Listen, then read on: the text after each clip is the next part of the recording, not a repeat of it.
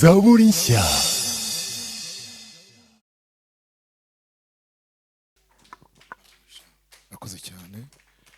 Murakoze cyane tubashimiye ikaze muduhaye cyangwa mwaduhaye cya gihe ubwo duherukana hano.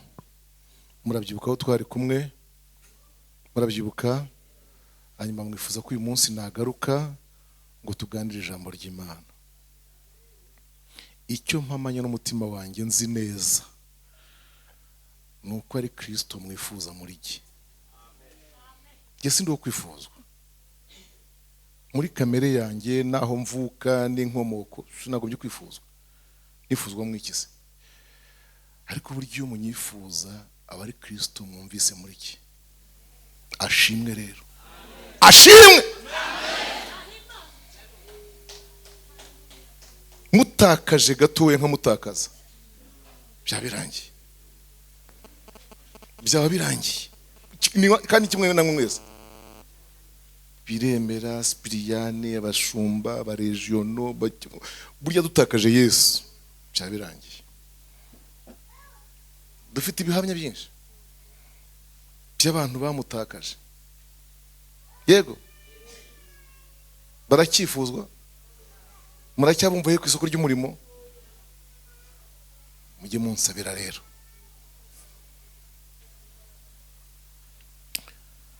Tugarutse ku cyigisho cyitwa iminsi y'imperuka. Byumvikane ko n'umunsi w'imperuka uri buzemo nkuko twabibonye. Gusa nyine nsabe kandi nisegure kuri gahunda yari iri hano. Ndabiza hari gahunda kuri bagenzi banjye bari biteguye, babonye nje mbabwiye ibintu binyihutisha, bemera kumbanza. Nabo mubashimire, Imana bampera umugisha. Turasoma urwandiko rwa kabiri rwa Petero, igice cya kabiri, umurongo wa 4 ndagera ku murongo wa 9. Dusome urwandiko rwa kabiri rwanditswe na Petero, igice cya kabiri, umurongo wa 4 ndagera ku murongo wa 9.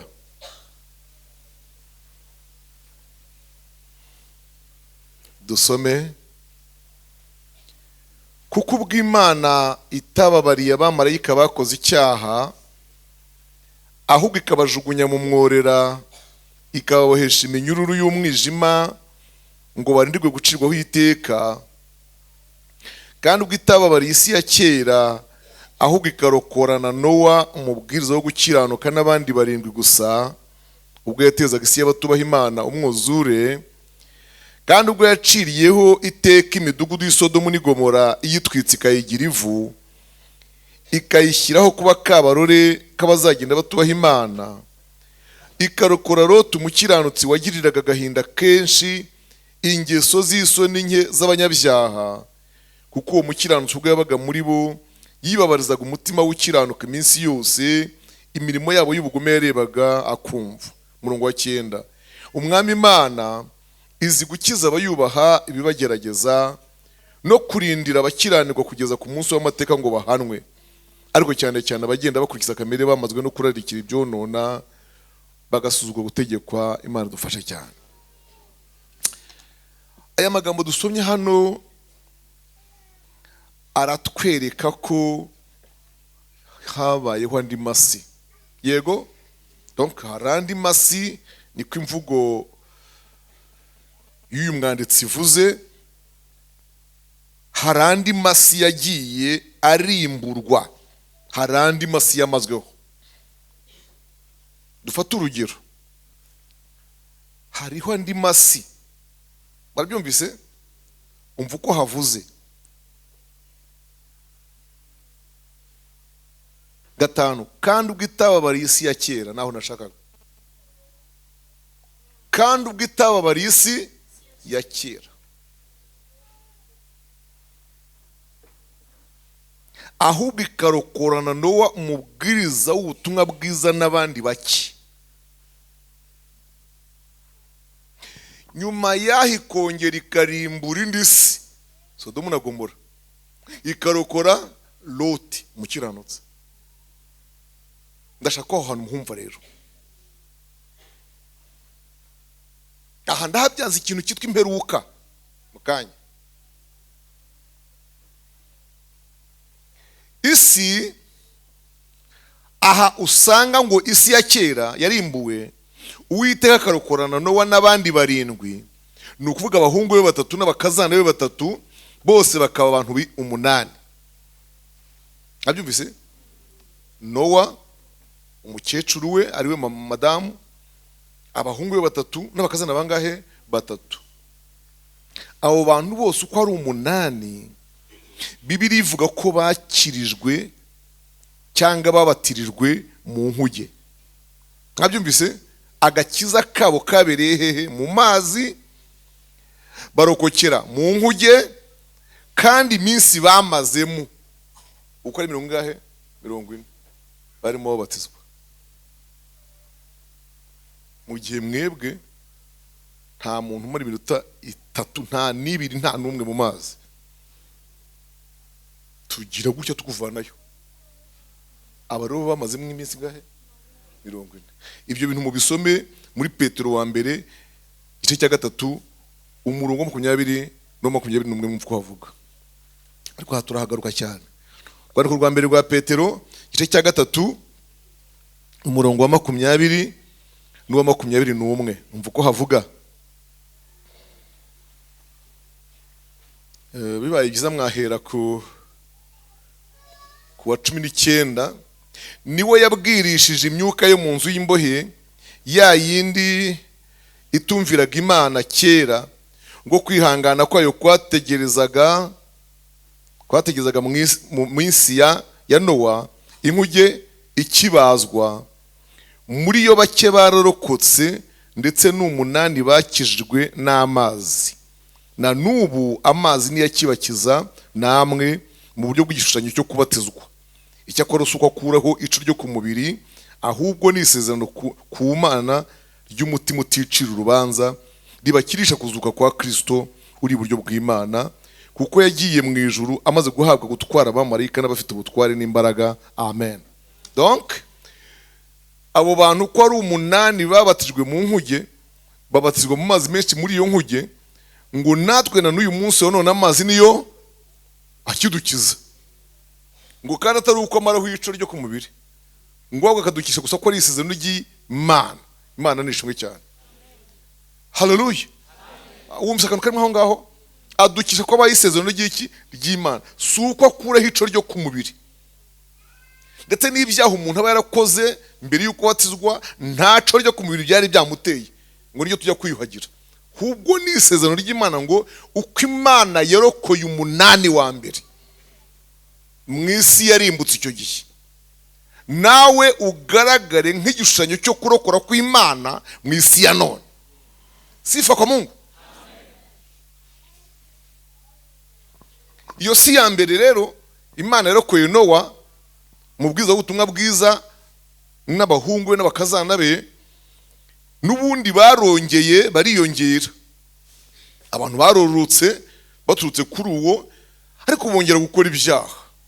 Niyo mpamvu twabonye rero na Loti nawe, ubwo Sodomu na Gomora hatwikwaga hagahinduka ivu. Twabisanze ku murongo wa 6, tubisanga kandi mu Itangiriro ibice 19. Imana yaramurokoye. Ni ukuvuga ko aha mwumva icyo nshaka kubabwira, ni ukuvuga ko isi yarimburwaga kiriya gihe. Irira mu buryo mwitonze, nubwo na mbere mwari mwitonze. Urashaka ahubwo ngo korekera. Ni ukuvuga ko isi yarimburwaga kiriya gihe, si ubutaka ahubwo ni ibiri ku isi.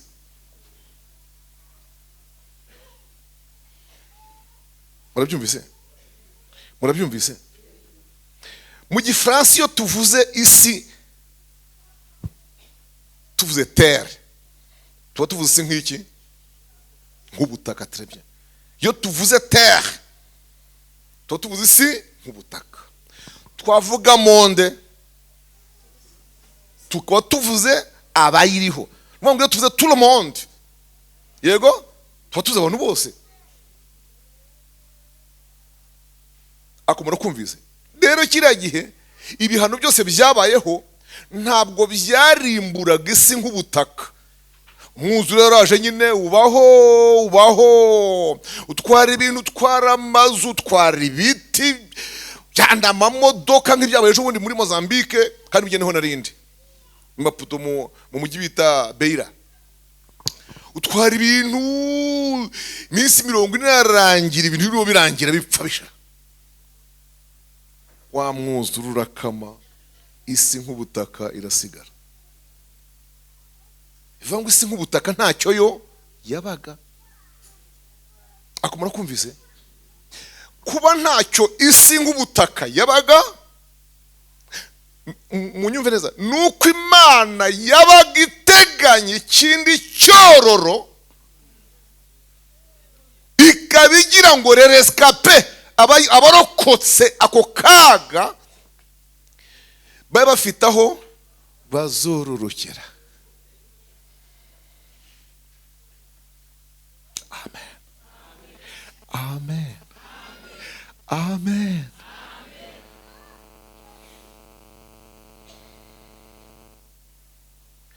Nyuma rero n'ubundi imitwika Sodomu na Gomora ikaharimbuza umuriro. Nabwo yari kuye mu kironso witwa Loti, yego imurokorana n'abakobwa be babiri. Kandi burya barya abakobwa ba Loti abakazakora ku muntu bari bafite abafiance, burya bakiri hakuno bari bafite iki, abafiance. Hanyuma ngo ababwiye ngo bagende babwire abahungu babo baze bahungane, abahungu baravyanga, babitera ishoti batatya ibintu byawe na muzehe. Umuriro swiraze twika umujyi wose utwike, subira utwigisha amashanyarazi n'amakara n'imbabura niki, buswa bwanyu basi bahungana se bonyine. Bivuga rero ngo mu bantu baguye Sodomu harimo n'abakwe ba Mose ba Loti. Naho rero hamaze gutwikwa hakabivu ngo Imana yahashyireho kuba kabarore kabazagira batubaha Imana, kugira ngo abantu bajye babireba babone ko Imana ishobora guhana. Ariko nanone umuriro aho wazimiye Sodomu yarongeye basodomu ngo muri bagomora irongera turwa. Mwabyumvise? Iyi paragrafe tuyirangize tuyiveho tumaze kubona yuko muri byose hashiraga iki, ibintu n'abantu monde, ariko ntihashiraga terre, ubutaka bwo bwagumagaho. Umva kanuro nkubikiye, nukuvuga ko isi yarimburwaga ubwo atari ubutaka ahubwo akaba ari biri ku isi. Bibiliya avuga ngo twe dutegereje ijuru rishya n'isi nshya. Amen, haleluya. Twe dutegereje ijuru rishya n'isi nshya, kandi mu byerekezo avuga ngo ibyo gukiranirwa kutazabamo. Imana nishimwe, Imana nishimwe. Ijuru rishya n'isi nshya. Twongere tuvuge gato ku bantu bize geography, tuvuge ku mibumbe. Les 9 planètes, imibumbe 9. Iriya mibumbe uko ari 9 muzi ko yemewe, irigwa ndetse irasurwa, iragendererwa, iratembererwa. Nkuko muva hano mukajya hariya mu birunga, mukava hano mukajya mu Kagera, mugatembera mukareba ibiyaga, na hariya naho hajya gute, harasurwa, hakorwa ubushakashatsi. Gusa ikizwi haba bajyayo n'abandi mu bisoma, ikizwi nuko iyo bavuye hano bitwaza umwuka wo kuzahumekerayo, kuko ho nta uhari. Ikindi bitwaza ibyo kurya by'inaha ngo bazabone icyo bazarya bariyo, kuko ho nta biriyo. Muzi impamvu byose bitariyo ari umwuka, ari ibiryo, nuko ibyo byose byitwa les terres inhabitées, ni ahantu hataraho guturwa, ntabwo ari favorable à habiter. ntihaberanye no guturwa. Murebere uko Imana ari urukundo, ngo kuva kera muri iyo mibumbe uko ari 9, muri iyo mibumbe uko ari ingahe, uko ari 9, ngo Imana yo yatekereje ku muntu kuva kera imuremeraho gutura, kandi hashyira ibimukwiriye byose. Nimusome Imigani mwumve, mujye mu gitabo cy'Imigani igice cya 8. Igitabo cy'Imigani igice cya 8,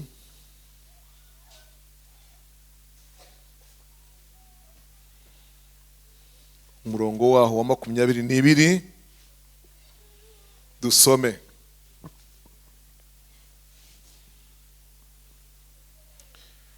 Turamanuka tugere ku murongo wa 31, murahita mwumva muri rya jambo.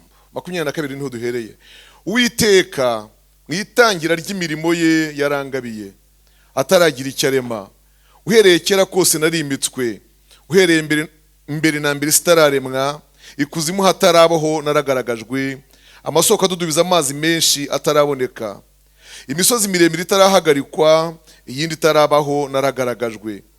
Yari itararema isi no mu bweru, n'umukungugu w'isi wari utaratumuka. Igihe yaringanije amajuru nari mpari, igihe yashingaga urugabano rw'ikuzimu, mu gihe yakomereje ijuru hejuru, no mu gihe amasoko y'ikuzimu yahawe imbaraga, igihe yahaye inyanja urubibi rwayo kugira ngo amazi atarenga itegeko ryayo, kandi no mu gihe yagaragaje imfatiro z'isi. Icyo gihe nari kumwe nayo, ndi umukozi w'umuhanga, kandi nari umunezero wayo iminsi yose, ngahora nezerewe imbere yayo, nkishimira mu isi yaremewe guturwamo ntako nshaka, kandi ibinezeza byanjye kwari ukubana n'abantu. Amen. Haleluya. Murebe no mbabwire, Kristo abajya bishuka bagira ngo adukunze vuba aha, cyangwa wenda yadukunze hegereje kwaza. Reka gusoma this way, yewe don't read, ndeba kurikira. Ntabwo Yesu yadukunze hegereje ko aza. Ntabwo Yesu yadukunze inama yo gucungura wenda iri miba.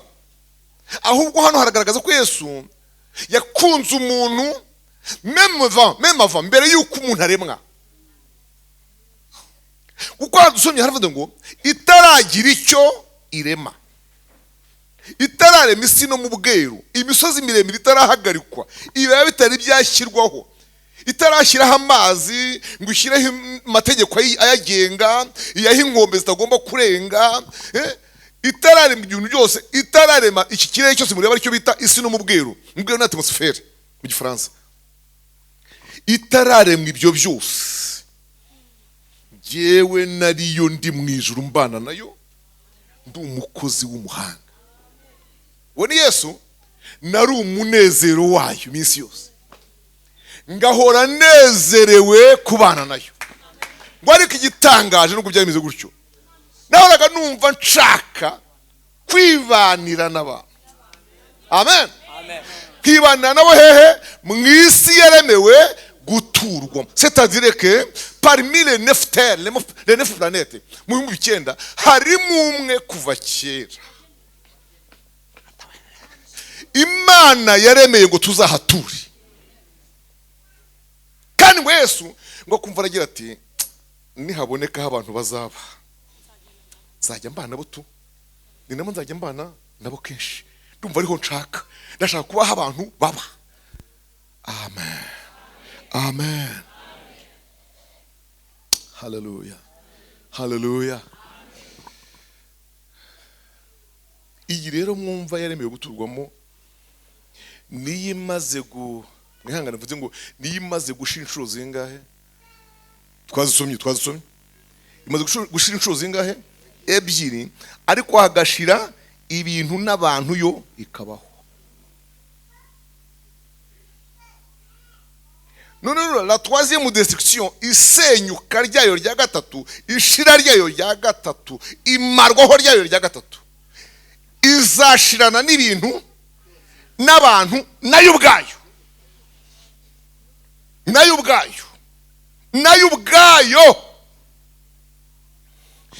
Bibiri bivuga ukuntu guteye ubwoba ku buryo utagira ubwoba bwabyo sinzi ubwo azagira.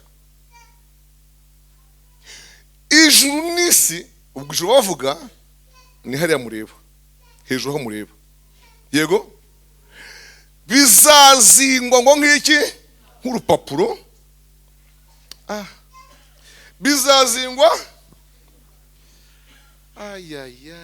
wene mwavuga umutaka nako kurushye, wene mwavuga umutaka karurushye, n'urukomeye rwa duplicata umuntu arufata atya iyo umuntu ashaka kwereka ko dosiye yawe isuzuye ko n'ibyo wamubwiye tabyitayeho.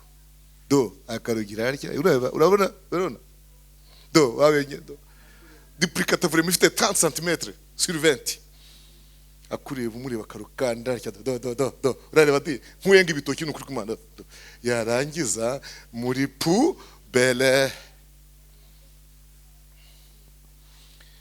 Niko Imana izakanda isi kuriya, kazingazingira icya nk'iki urupapuro.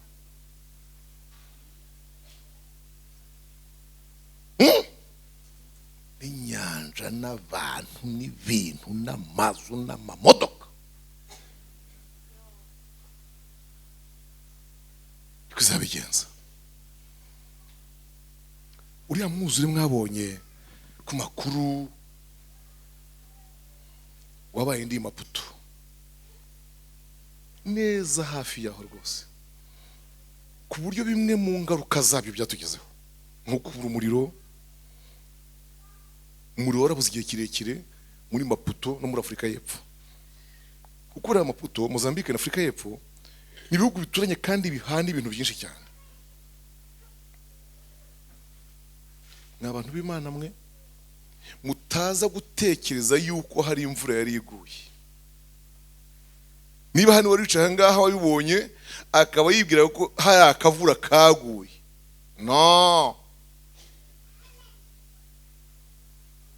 ahubwo ni inyanja y'Ubuhinde yivumbagatanyije irihinduriza.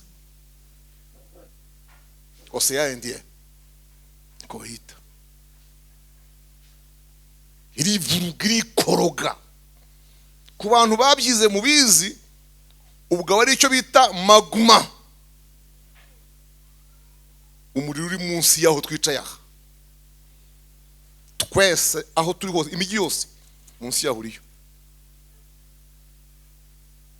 Bakavuga rero ko uwo muriro ukunda guprofita ahantu hose horoshye. Hagize gute? Horoshye. Ni nkuko n'abaganga barahandi, bahari abaganga bahari, burya iyo umuntu yababutse umunwa, yababutse umuntu, abagize icyo bita fièvre intestinale, umuriro w'imbere. Uwo muriro w'imbere ahantu hose ugiye kunyura ugasanga hari amagufwa, hari ikintu cy'ikibiri harakaragashije, ugahita usohokera aha horoshye. Kuko ku mubiri w'umuntu hangana niho horoha, dorahado niho habagaho koroha. Burya iyo mubona wapyotse wababutse ngo nibo wahasohokeye. Niyo mpamvu banavuga ngo ubonye wapyotse umunwa menya ko wabayeho wazutse, kuko wari kukwica watorokeye aha. Ibyo kandi babwiye biri scientifique, ntabwo n'utuntu umuntu abatoraguye aho ngaho. Inyanja irirevoluta, irazikuka irihinduriza. Yihindurije iragenda ipfuka akagi kose kitwa Beira, irakarengera. Nyinkashyondeka ntimujye muri gatoya ariko iragendera urengera n'abantu n'ibintu n'amataje bigo by'amashuri n'amasoko byose irapfuka kandi gahoro. Nkuko yazamuka wenda epfingi mu gishanga muri akabandi ko hasanga kazamuka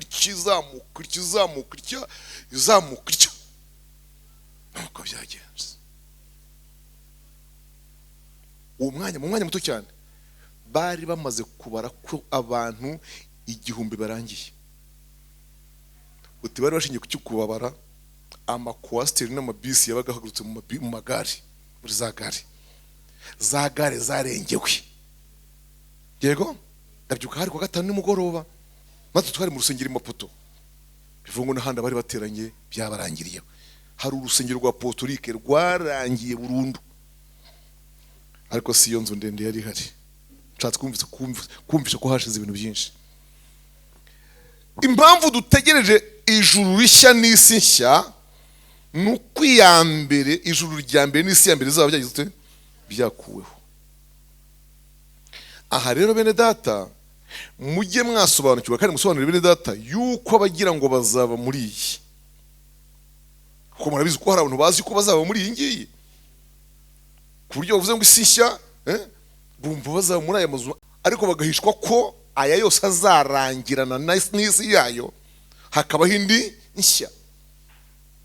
Iyo nshya rero Kristo Yesu afite ibyo azayikoresha cyangwa azayikoreraho. Yego, kandi bimwe nshobora kubona bibabwiye bene data ejo bundi, mbabwira ubwami azagirira inaha ku isi, ariko bufite icyicaro hehe? Yerusalemu. Twabivuzeho ko bari bahari.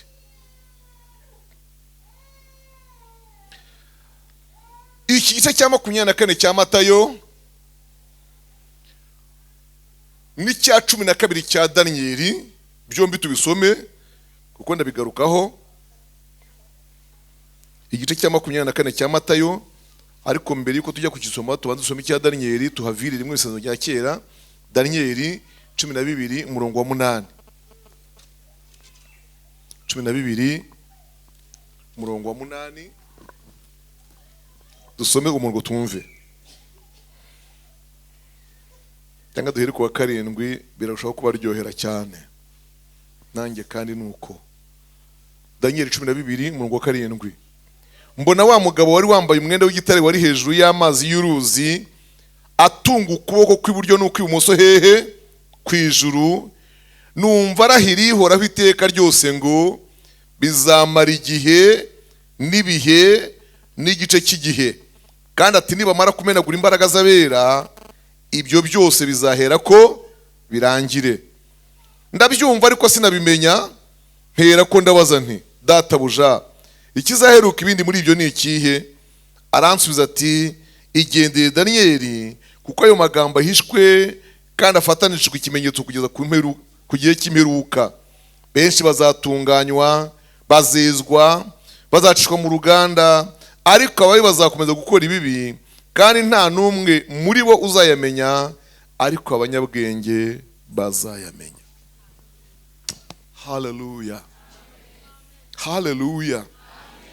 Mu bintu biranga iminsi y'imperuka mugomba kumenya ko harimo n'iki kintu cyitwa ibigeragezo. Murabyumvise? Bakristo, torero, bakiranutsi ba Mesiya, niba mubona hari icyo bita augmentation de tentation, ukwiyongera kw'ibigeragezo, augmentation des épreuves, kwiyongera kw'intambara z'umukristo, yego, mumenye ko ibi ngibi mwihaguruka ryacu dukizwa nta byari biriho. Donc hari bitari biriho. Mu nyumva ngaha, nyamara kugira ngo tubone abo tuzareberaho natwe ku gihe cya Yesu mu bakiranutsi be n'intwari zasigaye byababayeho, kugira ngo nibura nubabazwa ubone urebereho kwihangana, uvuge uti simbaye uwa mbere, sinjye Imana yigirijeho nkana, Imana nishimwe.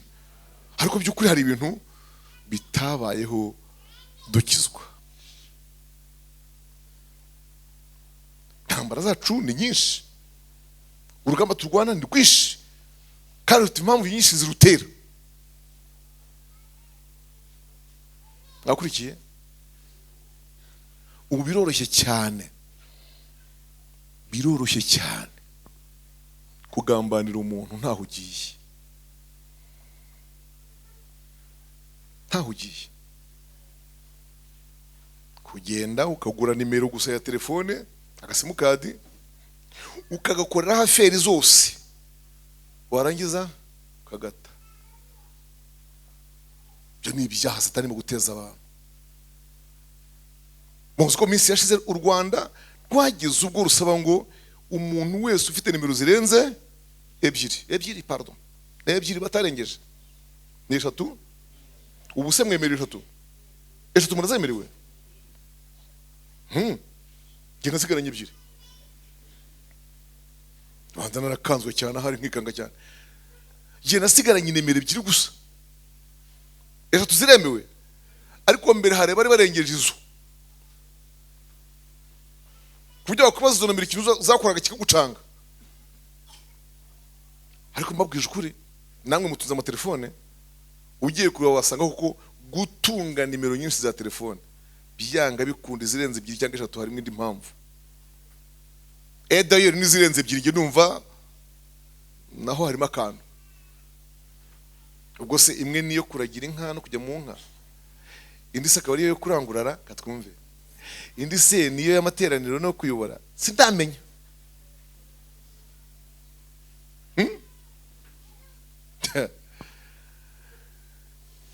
Iri koranabuhanga rimaze gukataza riri mu bituma ibyaha bigira gute byihuta kandi bikiyongera. Abantu bareberaho ibyaha byose birongera iki? Ibyaha. Imyambarire abantu bareba n'imikino abantu bakina, hanyuma abana bagakura babyigana, ibyo byose nibyongera iki? Ibyaha. Iyo mpamvu umukozi w'Imana Daniel yabwiwe ngo atangaze ku mugaragaro ko muri iyo minsi ababi bazarushaho gukora ibibi, ariko abera bakezwa cyane. Oh haleluya! Abera bazezwa, batunganywe, bacishwe no mu ruganda. Ariko uje kintu nshaka ibaze, kwezwa, gatunganywa, ugacishwa no mu ki?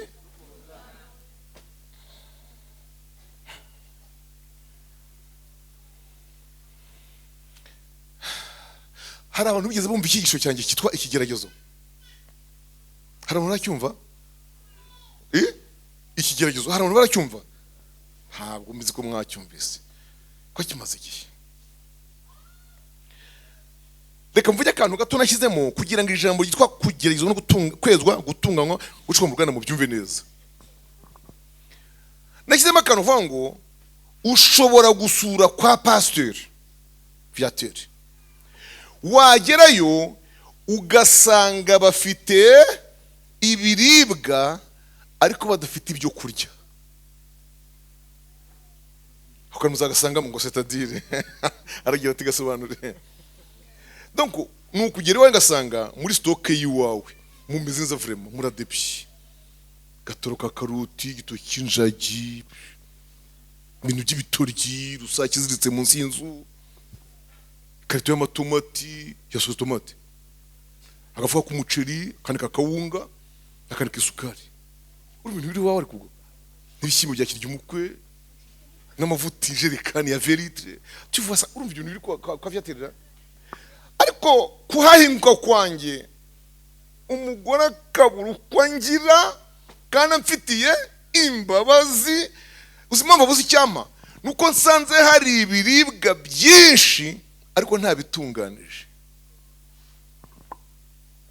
Nta bitunganije bihari. Cyokora stock rwose iruzuye ariko nta bitunganyije.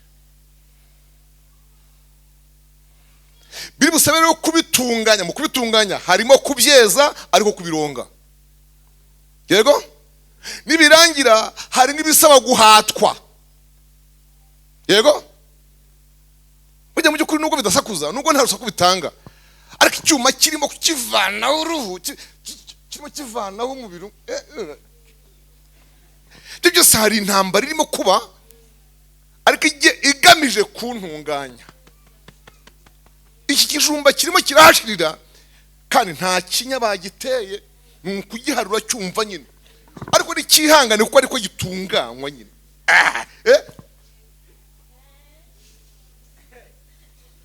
iki kirayi, ibiteke, uyu mwumbati, iki gitoki, byanga bikunda. Urabona? Voisa. Ibyo se ko birangiye bari babona ibyo banzimanira kuziko, niba ari gaze, niba ari amakara, niba ari inkwi, kuziko. Yego mavuta kandi. Niyo mpamvu sindigera mbona na rimwe ikintu bata mu mavuta ngo biceceke ibyumbi. Umva, wihanganya ahantu hose uri karuma, ahantu hose wacecetse, baronga ntiwavuze, bahata byari silence. Ariko ku kintu cyitwa iki mu ruganda mavuta ni urwo rusaku rubayeho rero nta kindi ruvuga, kuko niho hanyuma utunganira bya nyabyo, ukavamo waribwa, ukavamo bazimana, ukavamo abantu bafite ipfa, ukavamo abantu bamira amacandwe. Data wa twese we ababyumvira hariya muri salo bagira bati Mana we udufashe we. Yego ubwo ni nabwo niyo useze nibura nyirubwo avuga ati we mwihangane namwe kuvutagiye ntago wabinsigira gusa mbitekeye ndi ariko mukanya amahane yose gashira mudaho kamamiyo akuku mahane yashize nta rusaku.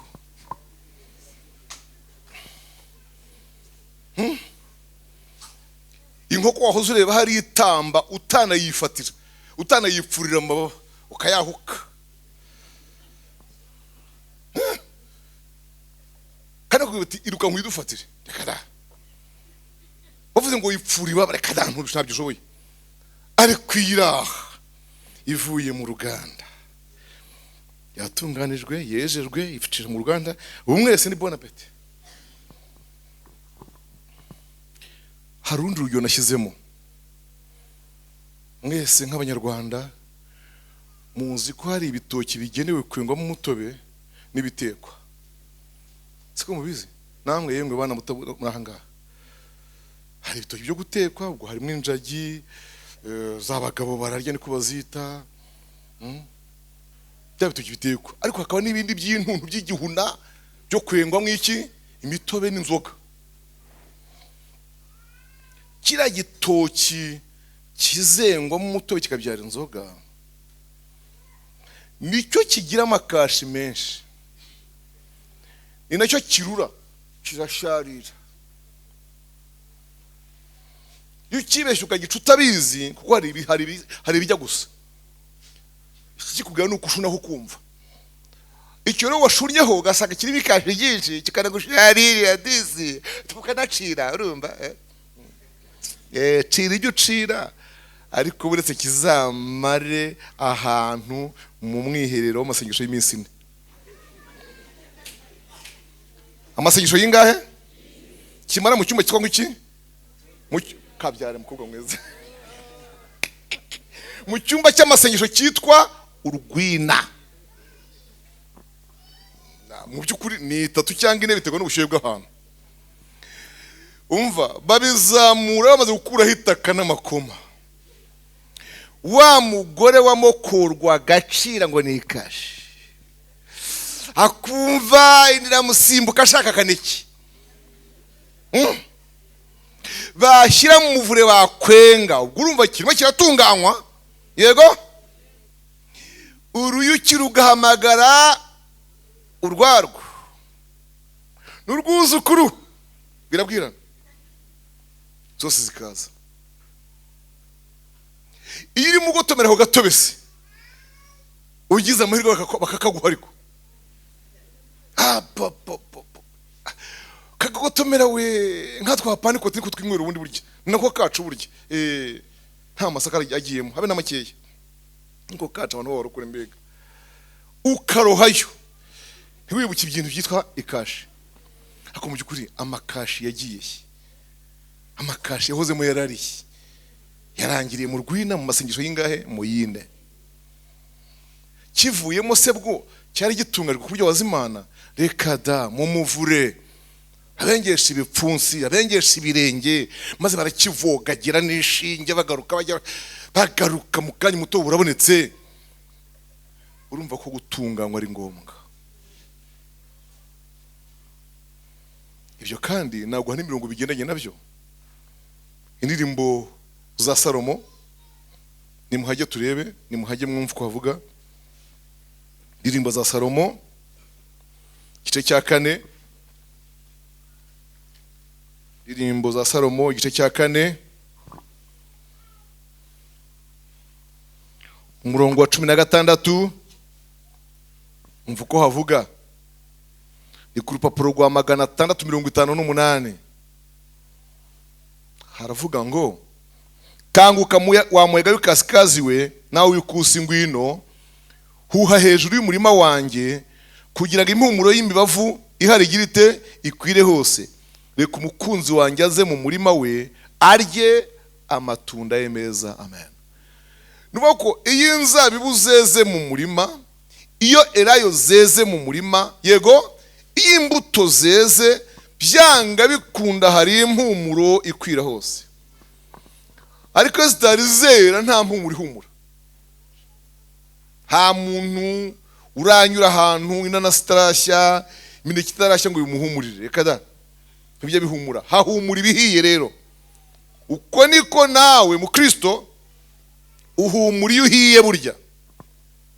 Mpumura yawe kandi ikwira cyane iyo urimo gutunganywa. Barimo bo kwenga. Kukwenga harimo iki? Harimo kukubitwa, harimo kuvugwa amagambo no guseba, buryo burimo humura. Ari ibintu mutamenya impamvu yabyo. Iyo urimo uvugwa, useba, iyo upfushuka nka6 bakabivuga bakabyandika, uburyo burimo humura nyine. Wagira ngo si impumuro yagenda gute? Hakundi impumuro yawe yagenda. Mwama dufashe cyane. Narimo mvuga ku magambo yo kugeragezwa, bazezwa, batunganywe, bacishwe no mu ruganda. Mu Baroma 11 umurongo wa 13 kumanuka kugera hepfo ku 25, ho muzahasanga ibintu byitwa ifu. Hano bavuga ngo ubwo ifu y'umuganura ari yera, ngo nirobe naryo niko riri. Ubwo ifu y'iki ari yera, nirobe naryo niko riri. Rya jambo ngo ubwo ari yera ntabwo ari ukwera ibi byitwa blanche. No. Ntabwo ari ukwera byo kuba umweru. Ahubwo ni ukwera byo gutunganywa. Muzika imyumbati byara ubugari, byara umutsima, yego, ntigitekwa ku bishyimbo. Nabyumvise? Yabamara.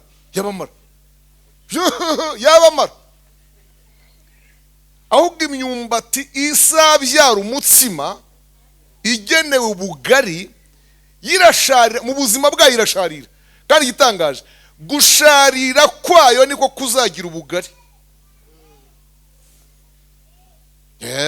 Akamara kumvise?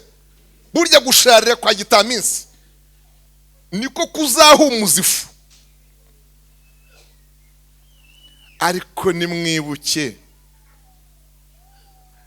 nayo iragenda ikabatizwa iminsi nk'ingahe? Nk'itatu iri mu mazi irimo igirite ibatizwa. Kandi umupasitori yayisigayo. Ntabwo amara nayo iyo minsi. Ashyiramo akabati, musigare mushira amahane we. Mushari wanyu nzagaruka kubareba nibura nko kuwa mbere utaha. Nikarume kandi. Mukini ukapfira mu gishanga, karenza hisayo n'ibyakatsi byose n'urukangagama. Naratangaye. Uzimo kuva kera abantu binitse n'ibandi hano. Kuva kera dufite akantu twari tuzi ko ngo amazi meza atinika. Ngo amazi yinika neza n'amabi. Iyo wanaga yivanze n'isayo nibwo wabonyeho kwinika neza. Maze umwumba tukajya mukabatizwa we, ukabatizwa alala. Uyu munsi ni kwa kangahe umusira? Kwa 4. Nejo kwa 5 uracyabatizwa. Kwa 6 uracyabatizwa. No ku cyumweru mugoro ukabatizwa. ngaha umushumba azadusura ryari? Kuwa mbere mu gitondo. Maze ikintu cyari kinangaza, ukiyinikira cubira ikajya hasi, uko igenda ishira amatiku niko igenda izamuka ivuga iti ariko nk'ubu muzatureba ryari, nk'iko yakavuze, akayivanamo akayitonura. Yego,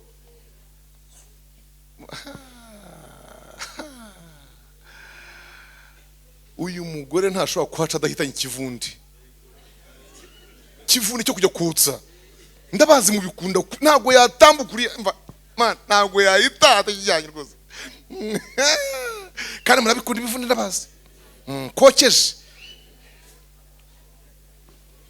Burya rero mu by'ukuri impamvu cyaguhumura ukanagishaka no kugitwara, ayiwe, nuko kivuye mu minsi mikuru y'umubatizo. Bagashyira ku zuba rero, ku zuba bakumisha urubavu, bakazahindura hakumwa umugongo, batihindukira n'urugume, yewe shyiraho niyo bakawanika. Uzi ko nagenze ngasanga uko umwumbati watinze ku zuba niko wagiye utandukana n'umuzi.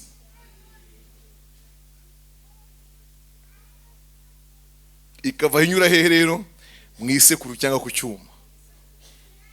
Intambara ibera hariya mu isekuru. Kubita wigirayo akawugaruza. Kandi bagashaka abantu batarwaye imitsi. Sekura kabisa nani gukanyakira kugira ngo tikuri cyose biva dushyira he mu kayungiro. Kandi muzi ko mwajya gukora se ngo akayungirizo kazaza kuyungurura, kayungurura basubiza mu isekuru, bayungurura basubizamo, bayungurura basubizamo. Utwanyuma tutakizewe babona ko nta kintu cyavamo. Rusake, dendo, inuma, imbata nazo zibereho. Watekereza ko muri iyi fu turimo kurya hari ibisigazwa byavuyemo twahaye dendo?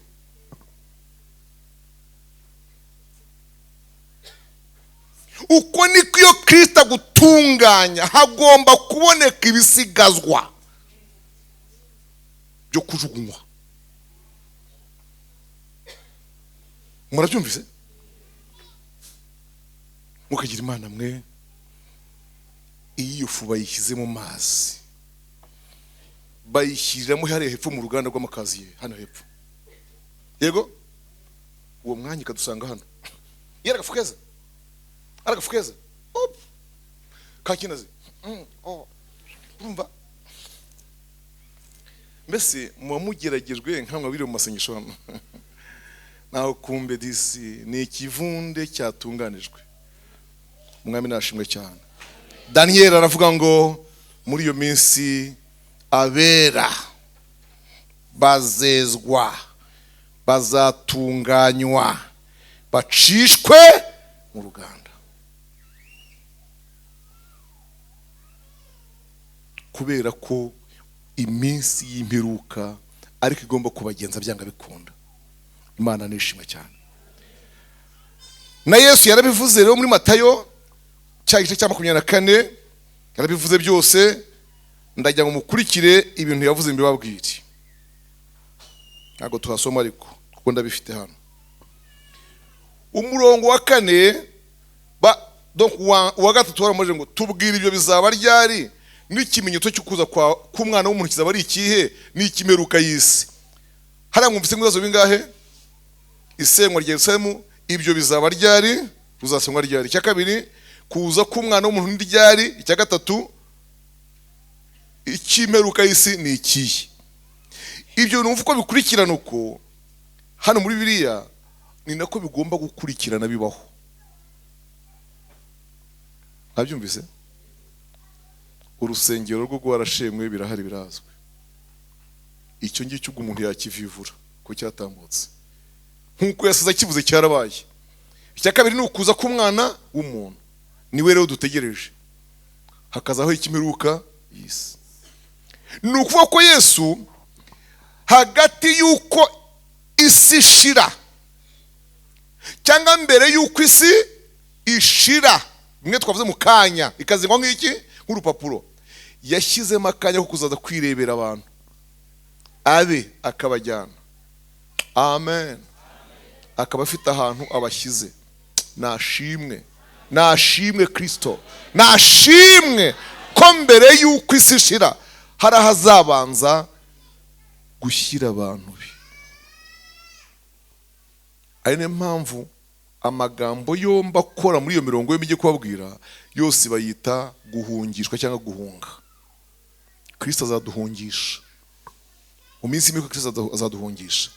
Bamubajije ibyo bintu rero, umva ibintu yasubije. Icya mbere ku murongo wa 4 yaravuze ngo mwirinde hatagira ubayobya, kuko benshi bazaza biyita izina ryanjye bati ni njye Kristo, kandi bazayobya benshi. Ibaze kugira ngo ubajije umuntu biriya bibazo ko ari bitatu, najya aho gusubiza ngo avuge gusa ngo mwirinde hatagira ubayobya. Murumva hari ubuhurire icyo bari bamubajije? Ntaho bihuriye cyane, ariko icyo bivuze bishatse kuvuga ngo byatinda cyangwa byabanguka, kumenya uko bikurikirana sicyo kihutirwa, ahubwo mwirinde hatazagira ubayobya, naho kuza ko bizaba kandi bizaza. Icya kabiri yababwiye, uko ari ku murongo wa 4 tuvuye, hazabaho intambara n'impuha zazo, ariko imperuka izaba itaraza. Uwo ni umurongo wa 6. Hazabaho iki? Mu by'ukuri tuvuze ukuri, nubwo haba harimo abana wenda bavuze vuba imyaka 13, 5, 7, 20, ntago mwavutse, ndavuga mutangiye kumva, ntimwavutse ari intambara n'impuha zazo.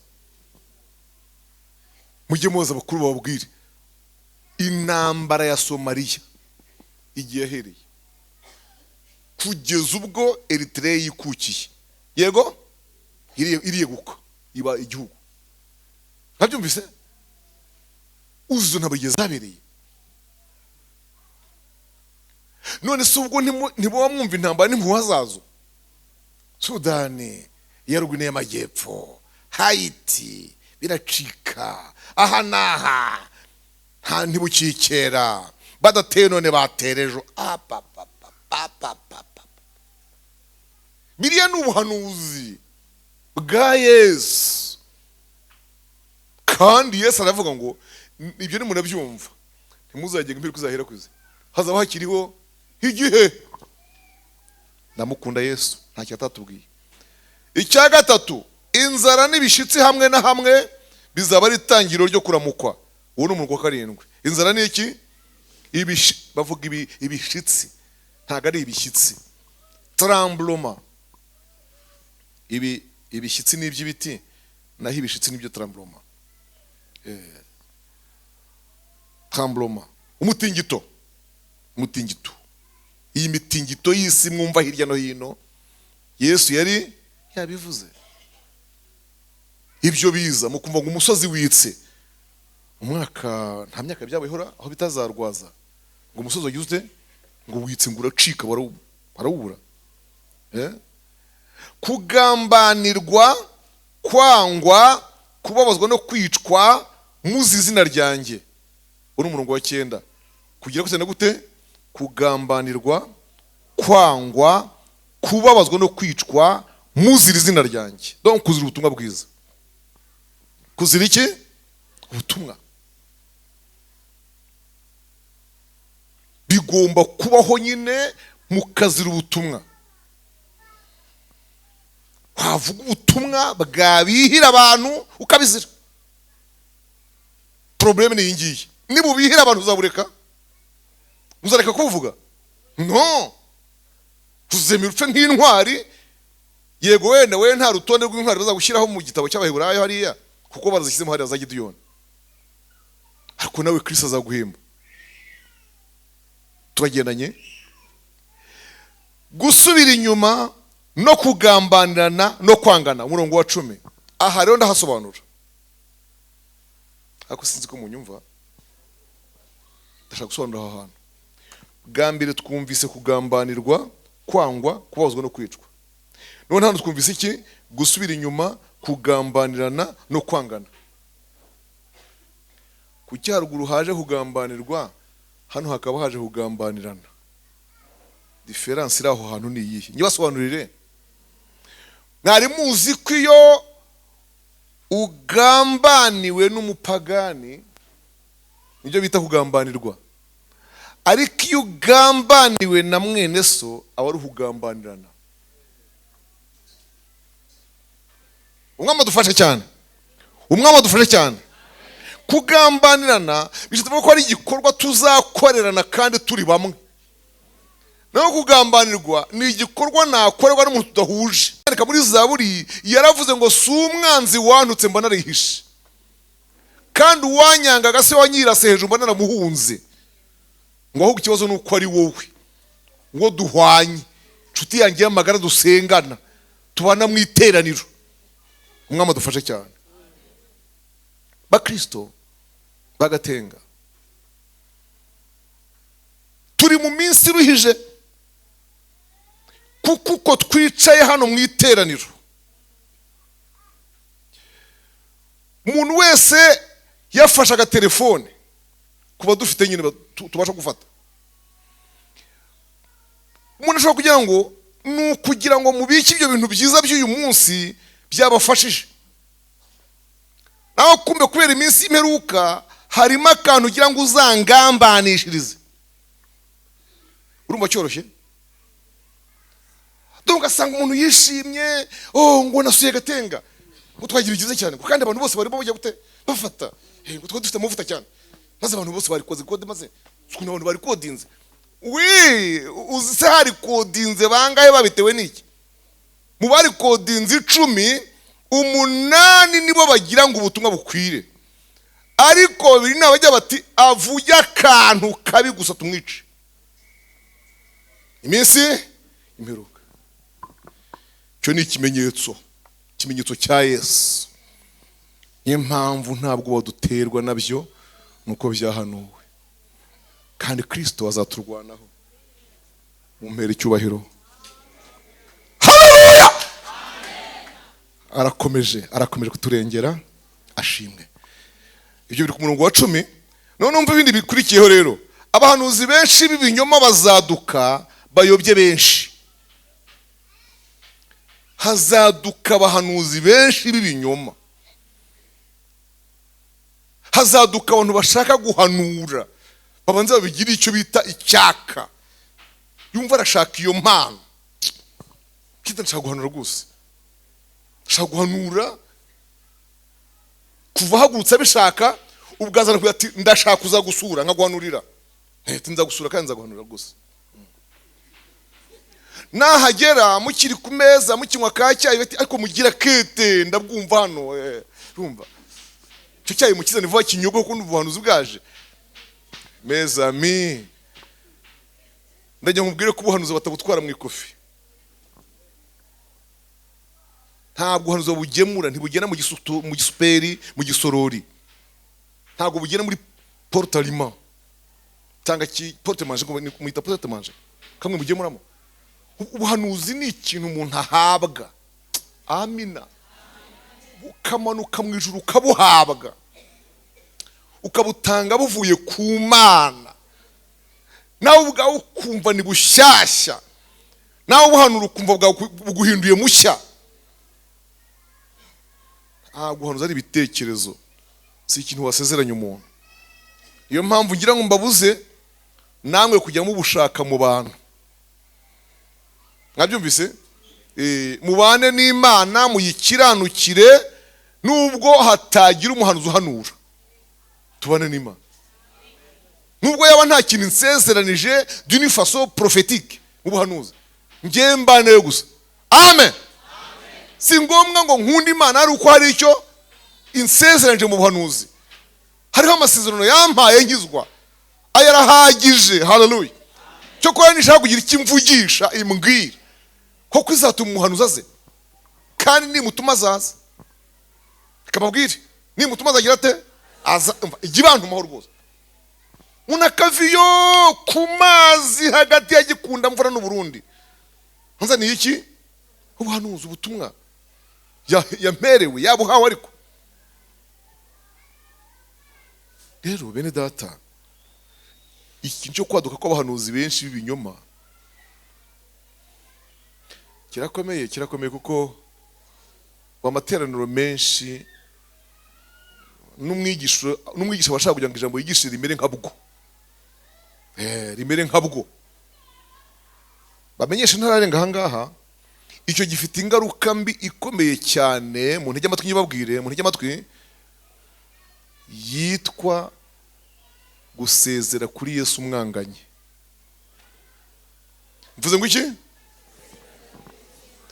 Buriya mwari muzi ko gusitara ukagwa muri iyi nzira bishoboka? Ku muntu wirukankaga asiganwa, gusitara birashoboka, kugwa birashoboka, no kubyuka birashoboka. Ariko umuntu uguye asezeye kuri Yesu kandi akamusezeraho banganye, kavuga ati mwami Yesu tubanye imyaka, ngira ngo urabizi twatangiranye imyaka iyi niyi, maze kukubonaho ubuhemu warabanje umbeshya akazi, yego nasengeye ahantu hanaha, imyaka ibaye ingahe? Byakunanije iki? Jambo rya kabiri, unsezeranye inzu, none kuba mu bukodi n'ubu baranyukanye. Kore kabiri. Irya kanya gatatu, unsezeranye ko tuzabyara umwana. Urarabivuga rwose ngo twitegure gukikira, turagiye tugura ibishora n'utubase byose. Umwana ari he? Kubw'ibyo rero sigarana n'abawe bayi. Abantu bose bagushwa n'ubuhanuzi basezera kuri Yesu nk'aho ari wabahemukiye kandi bagenda banganye. Bene abantu kubabyutsa si ikintu kiri hafi aha. Nuvuga ngo niyo ngaruka mbi y'ubuhanuzi bw'iki? Bw'ibinyoma. Umuntu ugwiriye muri bwo cyangwa akagushwa nabwo ntagira ate? Ntabyuka. Akandi kari ku murongo wa 12 ni akantu kitwa ngo urukundo rwa benshi ruzakonja. Matayo 24:12. Iri jambo rivuga ngo urukundo rwa benshi ruzakonja rifite akantu karibanziriza. Hasome mufate Bibiliya mbabwire. Fate Bibiliya. Matayo 24 murongo wa 12. Wahabonye? Ngwino come here. So umuntu ngo nyire wumve. Wumva akantu kabanziriza rira jambo. Maze kuko ubugome buzagwira, urukundo rwa benshi ruzakonja. Maze kuko ubugome buzagwira, urukundo rwa benshi ruzakonja. C'est-à-dire twe dukomeza iri jambo ngo urukundo ruzakonja gusa, ariko tutasomye kare kantu ngo kazabitera. Ngo ruzakonja byatewe n'iki? Kuko ubugome buzagwira. Alala, bya bintu wakoreye umwana wareraga, yego mureke tuvuge, Mwuka Wera namuhereye kuvuga ngo mvugire Kristo. Ya nabi wagaragarije umwana wareraga, ya nabi wagaragarije umukozi wagukoreraga, yego kumurihisha teremusi, ejo akarihitasi n'ustasi, kurihisha iplatoni dongoni tisini ya byose ibintu byose bimenetse pasi. Tumva turabarana. Umwana ati nyaboneka mama rwose mama kibwa, kuko usibye ko ari njye wabyozaga uba ari wowe ubyogeje, noneho ntabwo wowe wabimena, tuyingo nizamba koko basivana amayitazi ngo tumva urabyishyura byose. Nabinkugezemo amezi 3 ariko ndimo ndabara bigahwana rwose. Urumva Yesu we neza ubwo ndataha gutyo mama, ndagenda gutyo uko nena panda ko nzaguramo magatenge we mana Yesu uraye kasete mva cishwa hano, ntago mfite icyo gupfusha ubusa. Ubwo bugome mwumva abantu bagenda bakora nibwo bukonjesha iki? Urukundo, my dear.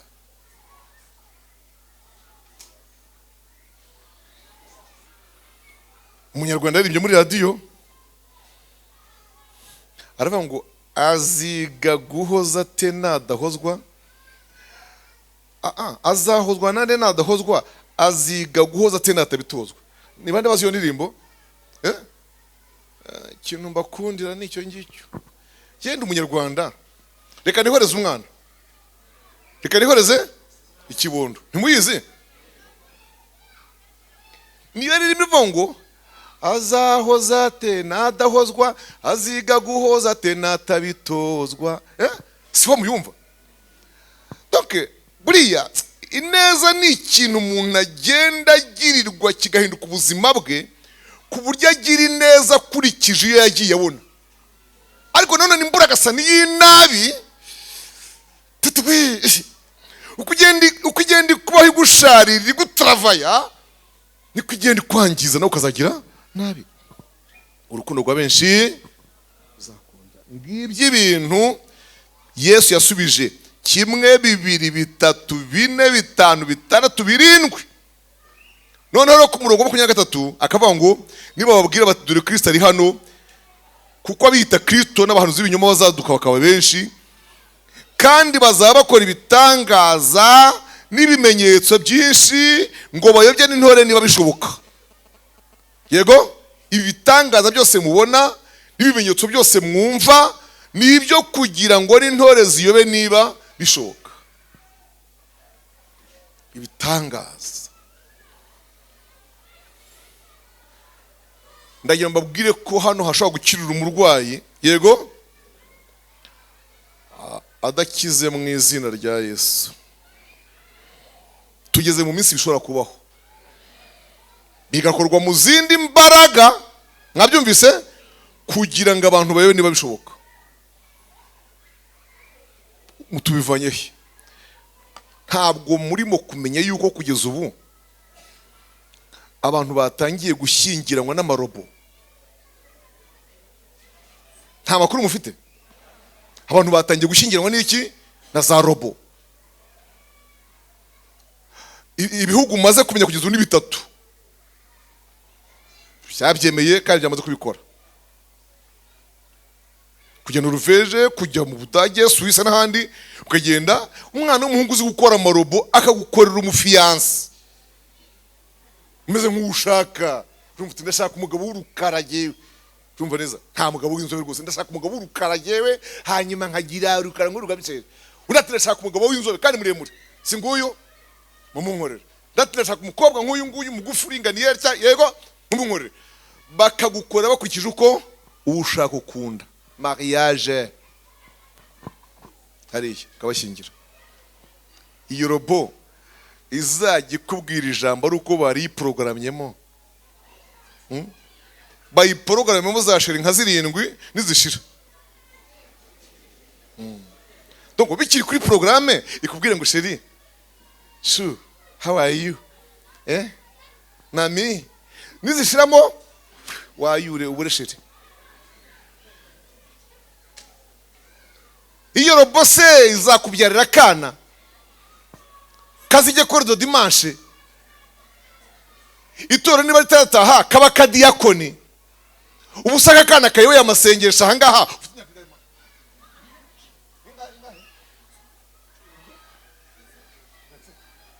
Uyu mwana yoye amasengesho, Imana imurema mu nda ya nyina kaburusora kavuka yari ibizi ko mu mwaka wa 2019 mu kwezi kwa 8 azaba yabona amasengesho hehe mugatenga.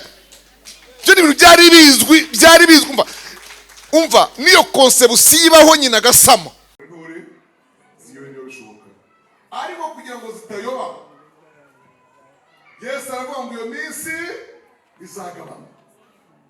Umurongo wa 22 uravuga ngo iyo minsi itagabanywa ntihajyaga kuruhuka n'umwe, ngo ariko kubw'intore z'Imana iyo minsi izagabana.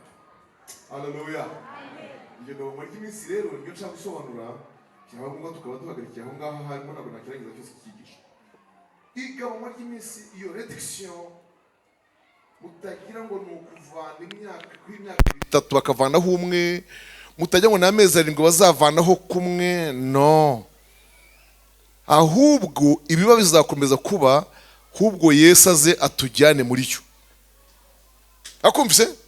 Yesu azaza atujyane bimeze nabi, kwa kuduhungisha, aduhungishe, ariko bikorera intore gusa kugira ngo zihunge, Imana ishimwe, zitayoba. Yesu azaduhungisha moretika sove grace do pentra. Yesu azaduhungisha. Dusoma urwandiko rwa kabiri rw'Abatesalonike igice cya 2, hanyuma tuhasanishe n'aha tumaze kumva ubuhanuzi bwa Yesu. Urwandiko rwa kabiri Pawulo n'umwandikiye Abatesalonike igice cyaho cya 2, umurongo waho wa 5 ndagera ku murongo wa 9. Dusome. Oya, ndagera ku wa 12 nibyo byiza. Dusome urwandiko rwa kabiri Pawulo n'umwandikiye Abatesalonike igice cya 2 5. Haravuga ngo, ntimwibuka yuko nababwiye ibyo nkiri kumwe namwe, kandi none muzi yuko ikimubuza ari ukugira ngo azahishurwe mu gihe cye, kuko amayoberane y'ubugome n'ubatangiye gukora, ariko ntazahishurwa keretse uyabuze ubu akuweho. Nibwo wa mugome azahishurwa, w'umwami Yesu azicisha umwuka uva mu kanwa ke, akamutsembesha kuboneka kukuza kwe. Kuza k'uwo mugome kuri mu buryo bwo gukora kwa Satani, gufite imbaraga zose n'ibimenyetso n'ibitangaza by'ibinyoma n'ubuhenzi bwose bwo gukiranirwa kubarimbuka, kuko batemeye gukunda ukuri ngo bakizwe. Nicyo gituma Imana izabohereza ubushukanyi bukomeye cyane ngo bizere ibinyoma, kugira ngo abatizeye iby'ukuri bose bakishimira gukiranirwa bacirweho iteka. Mana yo mu ijuru, aya magambo arambabaza cyane. Aya magambo arambabaza nkumva ngize shoke.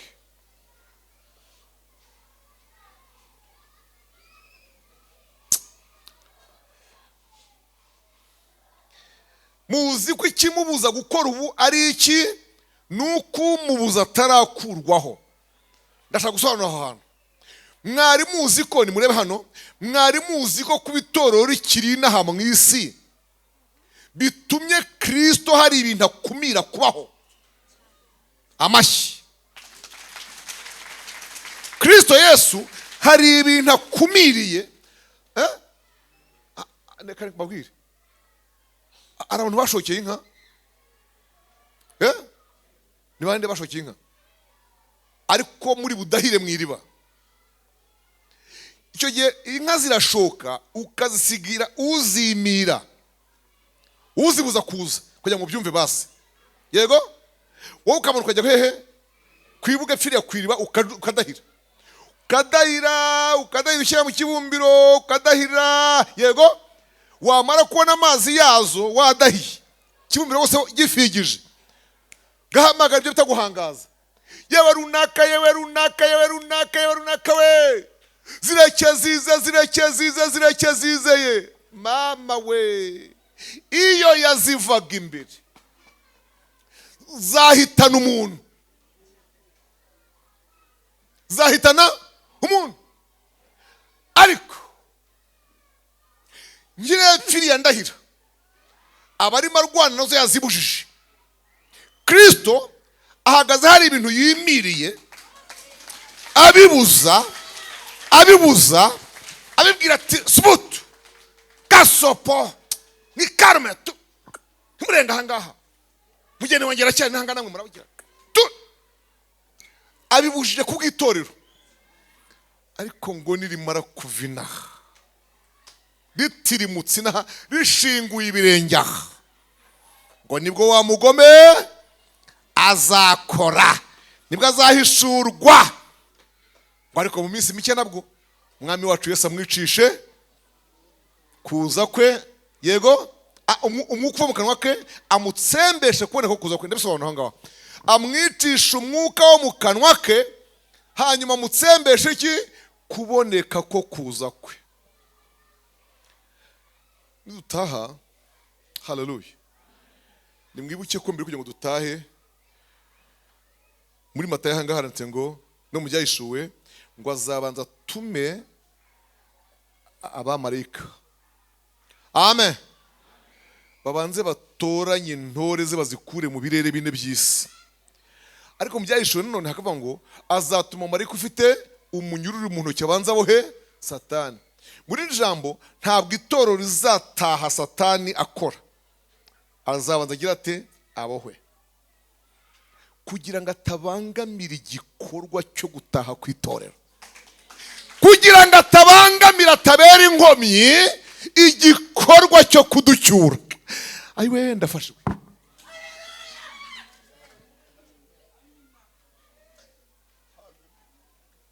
Kristo Yesu hazabaho umugome ngo atabangamira igikorwa cyo gutaha ku itorero, ariko ngo namara kugikora kirangiza tugiye abyete ngaho mubohore kate yakorerero. Niba mubohora kwazana umujinya, yego akorana na wa mugome ibintu bibi cyane. Ubu rero impamvu hano bavuze ngo azamutsembesha kuboneka ko kuza kwe nitumanuka bwa kabiri kumwe n'ababwiye turi Yerusalemu nshya. Haleluya. Nibwo azamuhana. Nibwo mujye mwumva ngo abo banzi bose azabahanisha muri utazima, ngo umwanzi uzaheruka abandi wa nyuma kwicwa ninde? Ni urupfu. Narwo ruzafasha, azarwica narwo ko ruzapfa man, ruzapfa. Kuza k'uwo mugome kuri mu buryo bwo gukora kwa Satani gufite imbaraga zingahe zose n'ibimenyetso n'ibitangaza, ngo ariko by'iki by'ibinyoma. Njye nabagaragara mu kanya hashobora kubaho ibimenyetso byo bitare sinye. Mugomba kumenya ko muri teoloji hari ibintu bitatu bijya bibacanga. Sinzi ukundi mu gitabo cy'Rwanda ko bimwe babyita les signes, aribyo bimenyetso, ibindi bakabyita les miracles, ibindi bakabyita les prodiges. Ibiki signe, miracle et prodige. Ibyo nuko ari bine mbigenekeje nkabasobanurira mu byumve neza ngaho. Umuntu ashobora gukora ibitangaza ari impano z'Imana ziri muri we zibikoze. Mwabyumvise? Undi agakora ibitangaza, ubwo ndacyari mu itorero mu bantu bazima, undi agakora ibitangaza ari ibimenyetso byagendanye n'abizera. Yego? Undi agakora ibitangaza ari Kristo wiyerekaniye aho ngaho ngo aherekeze ubutumwa bwiza bwavuzwe. Iyo murabyumvise? Nibyo bita les signes, ibimenyetso byagendanye n'abizera. Les miracles byakozwe n'impano umuntu afite yo gukiza indwara, yo kurwanya abadayimoni, pasira byumva cyane. Noneho hakaba n'ibitangaza Kristo yikoreyeho gusa. Ajye mwavuze ngo ariko ibintu ibi nibi ngo iyo ntabikorera Itiro ni Sidoni mujya ngo babarizeye. Donc abantu Yesu yageraga kugira ngo abantu bizere, akabanza akakora akantu kagatangaza kamwe ngo abantu bose bajye gute bavuga ati we Yesu yaje hano, attention, uriya ni Yesu kabisa. Ariko no mu buryo bw'imyuka mibi ibyo birahari. Maze iminsi mvuga ibintu yewe kabaza ngo c'est dans quel mécanisme, ni muzihe mbaraga umugabo ungana nk'uyu n'iyi ndeshyo n'ibi biro umuntu amuhuha agahanuka? Wambwa ko dans quel mécanisme kabona nk'uyu nguyu ukajya gusa ngo akabarahirinyira akagungaze hakumwagera kiri ngigi aka kana kayoboye niba afite ibiro byinshi uyu mwana w'umukobwa si 35 cyangwa 9 ariko uyu muntu kwe ingi uyu ukwe gupfa kujya gucyo ngo gusa akabaragiye ngo nuko arashya gucya cyangwa nuko afite ibiro ngara gucyo. Mwagombye kumenya ngo izi mbaraga zirimo gukorera mu bantu nizihe. Umenye ko nta mpano y'umwuka wera ihiri ku muntu w'umugore ngo yambara ubusano. Muri iyi minsi kwari 3 nigisaga igihogwe mu masengesho y'imisi 21. Ejo mushiki wacu umwe yafashwe n'umwuka w'ubuhanuzi. Amen. Ahantu riteraniro. Ariko mubwije ukuri ko yibuka ko akenyeye n'igitenge yarabyibutse kandi gisubiramo. uzi ko umuntu yuzwa ahetse umwana kandi umwana ntagire icyaba? Uzi ko umuntu yuzuye umwuka wera yambaye rinete akamenya kuzivanamo?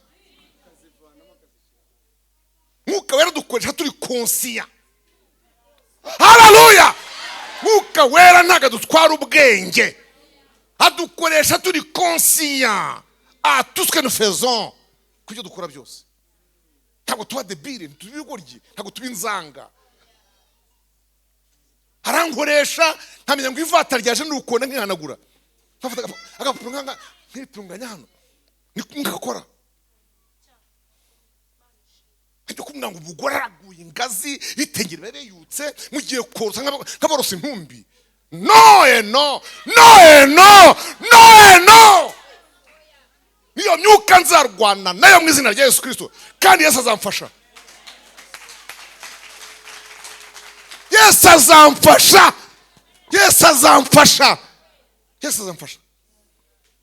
Ariko sinshobora kwemera ko ibinyoma bikora. Niba kwishwa nzicwe mfe mbizize, niba gufungwa mfungwe mbizize, ariko kwemera ko ibinyoma bitsinda ukuri, I can't never.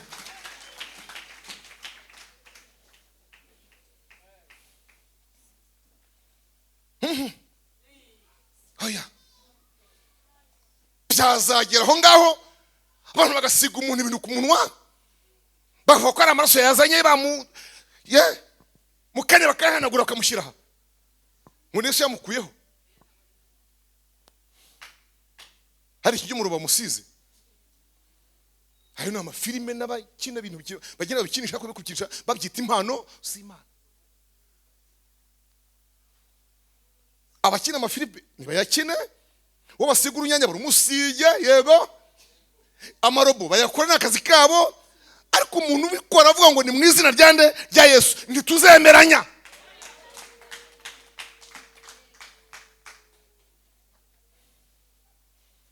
Mwuka wera uzambashishe. Kandi bene uwo nguyo yaje muri kino gihugu, isi yose irashikasha. Akije kwiga baziringa hasi hariya mwitaka no kuri kumana. Muzi ko merutse kubona umukozi witwa w'Imana umwe arimo akandagira ku murwayi hasi. Ni bande babibonye kuri televiziyo, amukandagiza iki kirenge vrema,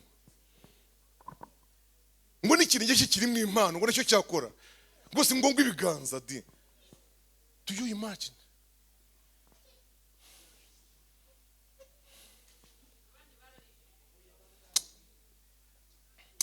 Nshuti zanjye,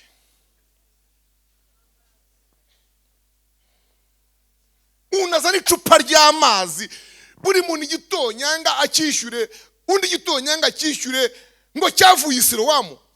Silowamu iracyabaho? Ntabwo navuyeyo. Kidendezi cya Silowamu kiracyabaho? Ntabwo mubizi nyine. Kiriya kidendezi cya Betsaida hamwe abarwayi bakiriraga, uyu munsi hano ni pisine ariko yakamye irimo n'ugondo.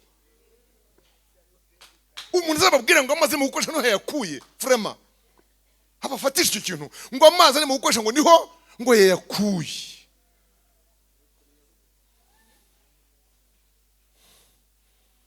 Undazaza abatoberaga kungugu ngo avuze ko akavanye igorogota, akabatobera mu mazi ukashoke ukanywa. Kuba umukungu w'igorogota bivuze ikize? Uwahabambwe arimo arakora. Wingaburira umukungu w'igorogota, uwahabambwe yarazutse arimo arakora. Wingaburira umukungu waho rero.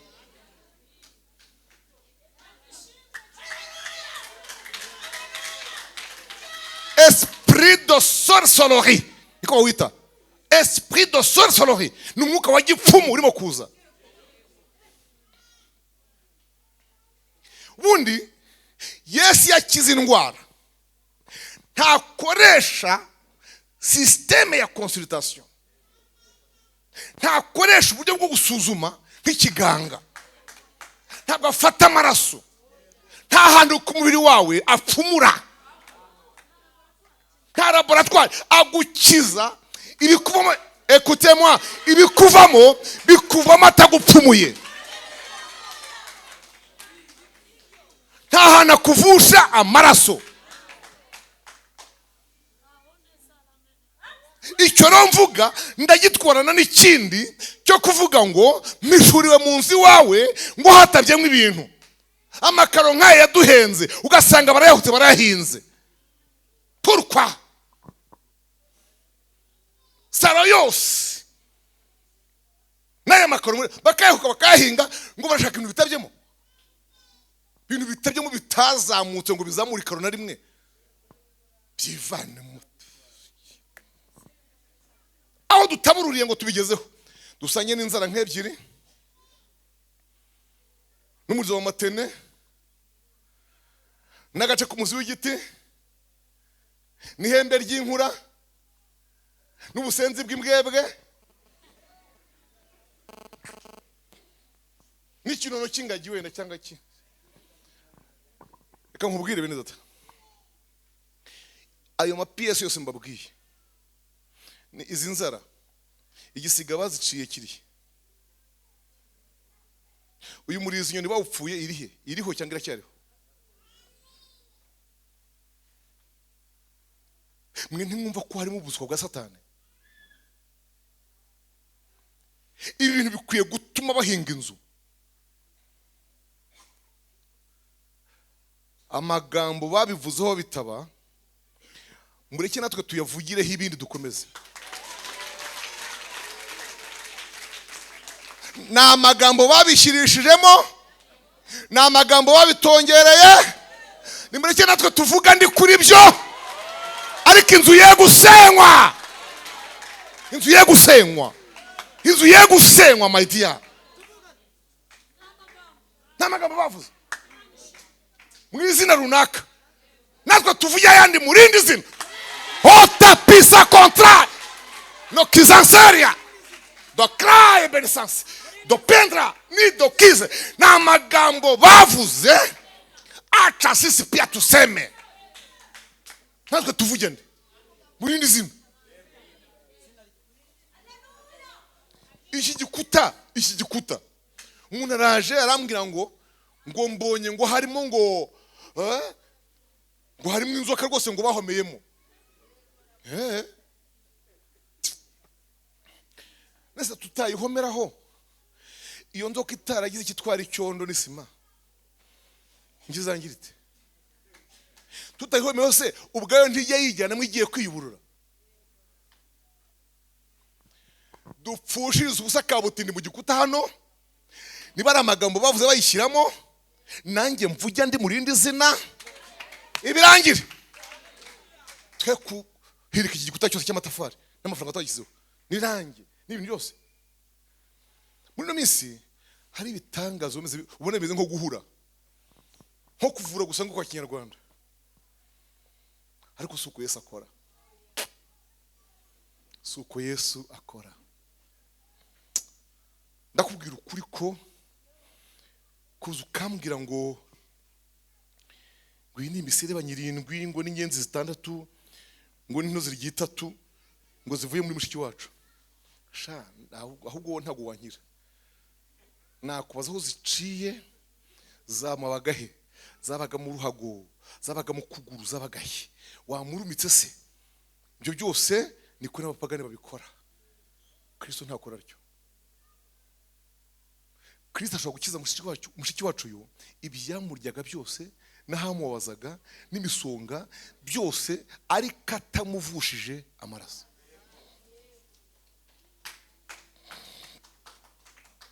Ngibyo ari byo bita ibitangaza n'ibimenyetso by'iki by'ibinyoma. Ijambo ribabaje nababwira ryanteye ubwoba niriya ryavuze ngo niyo mpamvu Imana izabarekera ubushukanye ikabukingurira bukazi, none ikabashuka birenze. Yego, ubushukanye bukazi kabwohereza ngo kugira ngo abantu bose banze kwizera ukuri bakomeze bizera ibyo ngibyo maze bazacirwaho iteka. Niryo jambo rimbabaza buriya. Niyo mpamvu mubona abantu bari muri ibyo bintu byose babyirwanga nyuma nta butumwa bwo kubahindura babumva, ntabwo babwumva. Oya, Yesu adufashe. Ariko reka nsoze mbabwira ko impanda izavuga itorero rigataha. Amen. Kandi mbabwire ko umuntu wese ufite izina mu gitabo cy'ubugingo, ngo nguki disi we, nimumvugire numve, umuntu wese ufite izina mu gitabo cy'ubugingo wihannye ibyaha agakizwa, Yesu akamwandika, uwo muntu ubwo bushukanyi n'ayo manyanga n'ibyo binyoma ngo ntacyo bizamutwara.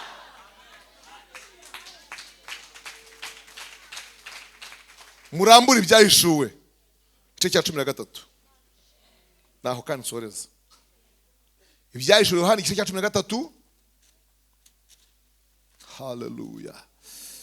Igice cya 13 dusoma umurongo waho wa 5 tugere ku murongo wa 8 mwumve.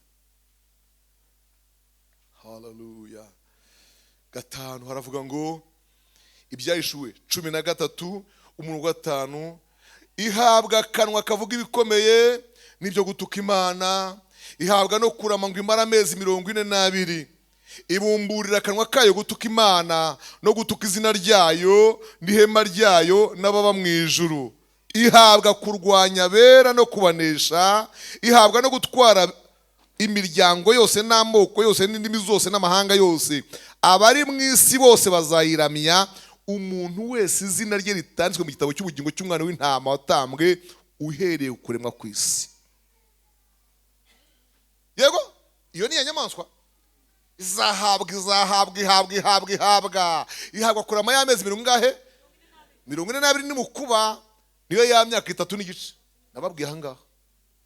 Yego, ihabwa kurwanya abera ndetse igenda ihawe no kubanesha. Ako mukuve neza. Ariko ngo abizanesha nabahe, nabari bafite iryo zina ryo kwera, mwanyumvise, ariko batanditse mu gitabo. Umuntu wese udafite izina mu gitabo cy'ubugingo, iyi nyamaswa yagira ite? Izamunesha. Buriya reka mbabwire, uku kugwa mugenda mubona kuriho n'uku kuyoba mugenda mubona ufite isano n'irira mubabwiye. Nimubona umuntu ayobeye mu by'umwuka agatrebesha kidogo, menye ko yaguye nabi cyane. Umuntu yobera mu by'umwuka arutwa n'uguye mu cyaha agaruka mu itora agasaba imbabazi, naho uyobeye mu by'umwuka agenda bitagaruka.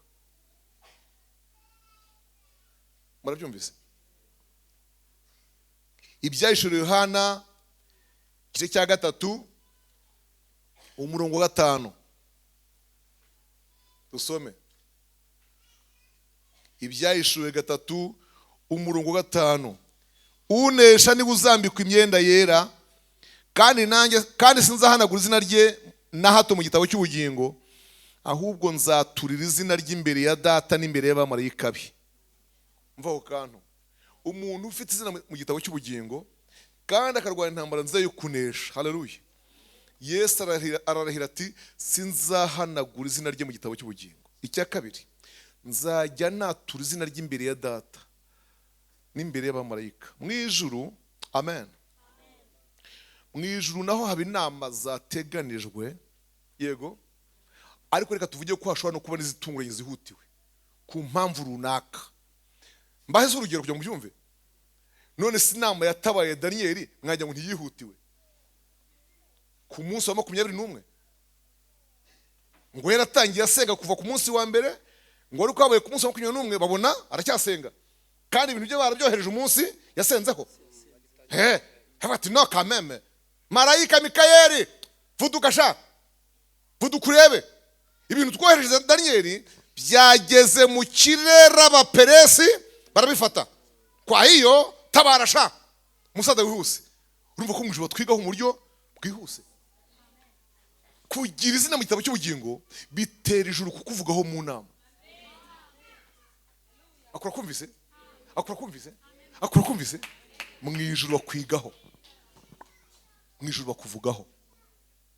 nimuhumure, Kristo ntabwo azantakaza, ntabwo azagutakaza. Haleluya. Niba uruwe warihannye ibyaha, yarakubabariye, yarakwanditse, humura, ntazagutakaza. Ijambo rya nyuma nsorejeho ni igice cya 2 cyaha mu byahishuwe, umurongo wa 17. Umurongo wa 17, igice cya 2 umurongo wa 17.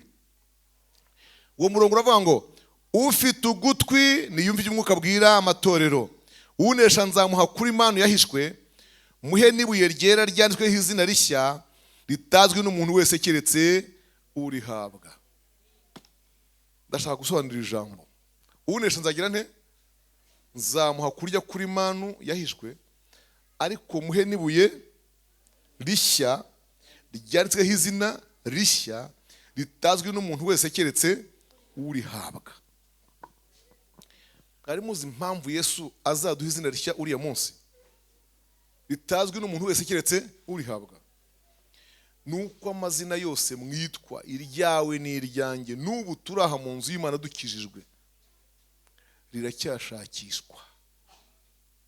Zina ryawe rifite dosiye yanze guhanagurika. Inkoko wibye muri quartier y'iwanyu n'amagi n'imishwi, nubwo wababariwe ariko iwanyu barakibuka iryo zina. Nzoga z'abandi wanyoye utishyuye, ukabari ka Sodomu, Biryogo, kuko abasengerezi Kiruhura, iwanyu ku Munyinya, hepfo ku Mukoni, nubwo rero bakijwe ariko ibyo bintu bajya babyibuka bati abi Kigali muri no misingo yarakirwa, ariko ntago turamenye neza bari kuko umva inda wateye ahantu hose, inda wateye ahantu hose, abo wareze n'abutareze, abo wemera n'abutemera, na nubu baracyakwita ko wari imfizi y'umurenge iwanyaho. Urumva izina ryawe ritariho ikibazo, ariko kandi warakijwe, nyamara waranababariwe. Gusa nuko abantu bidashobora kubibagira icyo uko wari uteye kera. Satani ejo bundi dutaha impanda ivuze, yego, ngo azongera aturege rimwe bwa nyuma. Satani umurezi wacu azagira ate? Azongera agerageze kujajwaho rimwe, yongera aregeho gatoya, yibutse ibyawe, ngo arebe ko Kristo yavuga ati po kijyane gisubire aho ngaho, twara kabutini kijyane. Satani azongera arege, ariko ngo narega arimo arega izina ryawe rya kera, rimwe rya rindi ryanyoye ntiryishyura, ryateye zanda, ryabyaye bya binyandaro byose, yego, yibye za nkoko n'ibitoki. Yesu amubwire ngo hano nta mugabo arigira uhari. Satani asange baguhaye izina rishya. Haleluya. Satani asange baguhaye izina rishya ritazwi n'iwanyu, kuva mu isibo, umudugudu, akagari, umurenge, karere, tuzahabwa izina rishya ngo rizamengo gusa nande na nyiraryo urihawe wenyine. Nanjye mwamba bampera umugisha, muhumure, Kristo azaturokora. Yiduhamagara niyo kwizerwa, ukubikora azabikora, kandi ni mu mwizera mukabana nawe neza, ni muhumure, ntabwo azatuma tugwa mu nzira. Kimwe mu bintu byatumye Imana ngo ihaguruka ikarwanya Farawo, haleluya, kimwe mu bintu byateye Imana guhaguruka ikarwanya ne Farawo, ngo nuko yicaye akavuga ngo ubutayu burabakinyenye, ngo sinkine bareba, ngo bare bazagwa mu nzira tu. Iryo jambo kuvuga ngo bazagwa mu nzira cyonyine cyateye Imana guhaguruka. Humura rero, Imana yo mwijuru bampera umugisha. Minsi imperuka tuyihagazemo, namwe muyinyuremo neza, mubana na Yesu, mumwinginga, yego, mutabaza, umugisha inama. Nugera mu mazuti, Yesu aha nifate gute? humura azajya kugira inama. Nimuhumura iyi nzira, umva nshuti zanjye, ntibasaba amalisanse, ntabwo basaba za maîtrise, hoya, kuko iyi nzira yego izaba iyabera. Abantu naho bababazwa ntabwo bazayiyoba. Nubwo wagira uti mubaswa wo mwisi mbamo, undeba sinize, navutse ntagira data ntanamubona, mbaho ntazi niryo munsi y'igiti, kubw'ibyo rero ntacyo, iyi nzira uzayigenda mu bwenge buturuka mu ijuru kandi uzayinyuramo. Haleluya. Kandi n'intiti nayo, intiti nazo ntabwo zigendesha iyi nzira mu bwenge bwizwe. Oya, PhD ntitunyuza ahangaho, lisansi ntitunyuza muri iyi nzira. Mwabyumvise? Oya. Kwiga twigira kugira ngo tugire ubumenyi dukore. Yego?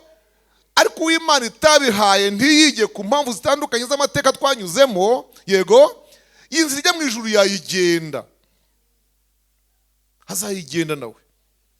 Niyo mpamvu umuntu Yesu adutunga uburyo butandukanye, adutunga uburyo butandukanye, atwambika uburyo butandukanye. Bamwe bariga bakayakurikirana, bakayakurugutura, bakayamarayo, yego, abandi bikabananirira hagati ku mpamvu zitandukanye, hakaba n'abatagiyeyo burundu. Ariko abantu bose nyirabo witwa Uwiteka, bose amenye uko baraye nuko baramutse. Haleluya. Twuname gatoya dusenga Imana twese. Twuname gatoya dusenga Imana. Ubwenge bw'abanyabwenge abuhindura ubuswa kugira ngo bamwizere. Minsi y'imperuka urimo urayitambuka mute mushiki wanjye mwene data? Ibyaha birimo twumvise uko abera bezwa batunga ngo ababi barimo barushaho gukora ibibi. Mbe ntiwanyemerera tugafatanya nkagufasha tugasengana, ukabwira Yesu uti Yesu babarira unyeze untunganye nanjye undokore iyi minsi y'imperuka? Urabishaka se? Haguruka turebe dusengane mwana mu izina rya Yesu. Niba ubishaka haguruka. Urakoze mwene data, urakoze mushiki wacu, urakoze mama, urakoze cyane.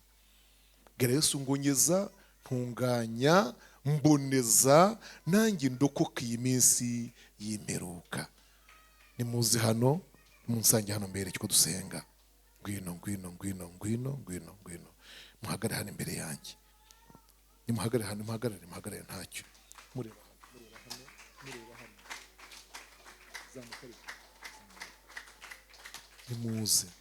Nimuze twibwirire Yesu ngo Yesu, sinzi umunsi, sinzi n'igihe, sinzi igihe nzapfira cyangwa impande zavugira, ariko byose bitari byaba, nyeza.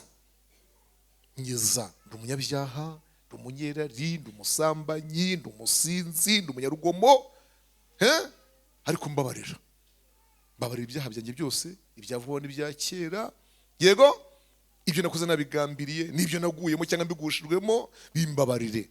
Nanjye ndashaka kuzabona ubugingo buhoraho. Nta wundi usigaye ubishaka ngo nsenge.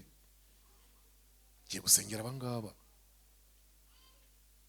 Gusa umenye yuko iyo umutima urimo kukurega ikintu, icyo nicyo cyitwa urubanza. Rero mu Baroma haranditse ngo icyo cy'umutima ukurega nicyo uzanakurega kiragenda tugerayo. Dusenge. Mana ndagushimiye kubw'ijambo ryawe n'inyigisho waduhaye uyu munsi, kandi nsengeye abana bawe, abaja bawe n'abagaragu bawe baje imbere yawe ngo tubasabire. Ndabasengeye ngo bababarire ibyaha byose bakoze, ibya vuba n'ibya kera, ibyo bari bagambiriye cyangwa bagushijwemo, ikintu cyose Satani yabakoresheje akabahemuza. Ndabasengeye ngo bababarire, ubakureho urubanza kugira ngo Satani ye kugumya kubarega. Bagirira imbabazi Yesu, bagirira imbabazi. Wandika amazina yabo mu gitabo cy'ubugingo kugira ngo urya munsi nabo uzabaha izina rishya, izina bazitwa, haleluya, izina ridafite idosiye mbi imbere yawe. Aba bana b'abakobwa n'aba basore, abagabo n'abagore, ndabasabiye ubagirire imbabazi. Ibyo bakoze ni byinshi kandi byari bikurakaje, ariko bakureho uburakari wari wabagiriye mu izina rya Yesu Kristo. Maze Satani yongeye kubahagarika umutima, bagiye bamubwira ngo twakiriye Kristo kandi amaraso ya Kristo yadukuyeho urubanza. Nuko rero kuva uyu munsi ubabarire kandi ubahe imbaraga, ntibazongere gukora ibyaha. Ibi byose bagusabyeho imbabazi ntibazongere kubisubiramo, ndetse nabo bafatanyije kubikora no kubigwamo batari kumwe nabo hano, uyu munsi babasezerere burundu kandi babacikeho.